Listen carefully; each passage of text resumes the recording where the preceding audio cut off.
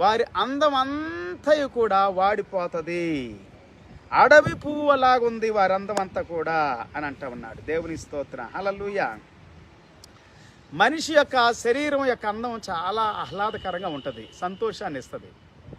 అది మంచిగా చూస్తే పర్లేదు ఈ కళ్ళతో, చెడుగా చూస్తే యేసుప్రభు ఏమంటున్నాడంటే, నువ్వు ఎప్పుడైతే ఒక స్త్రీ వైపు మోహపు చూపుతో చూస్తావో, ఆ మోహపు చూపుతో చూసి ఆ చూపులోనే నువ్వు పాపం చేస్తూ ఉండవు. చూసారా, అది దేవుని వాక్యం, అంత పవిత్రమైనది దేవుని వాక్యం. నీ చూపే పాపం చేసేటట్లు నీ తలంపులు, నీ ఆలోచనలు, నీ కోరికలు, నీ ఇష్టాల్లో ఉన్న పాపాన్ని కూడా పరిశోధిస్తూ ఉంది దేవుని వాక్యం. పరిశోధిస్తూ ఉంది, పరీక్షిస్తూ ఉంది. ఇర్మీయా గ్రంథం 17వ అధ్యాయము 9-10 వచనాలు అదే చెబుతా ఉండి పరిశోధించి పరీక్షిస్తుంది దేవుని వాక్యం. పిల్లారా, హల్లెలూయా. గడ్డి పువ్వులా ఉన్నారు, అందమంతా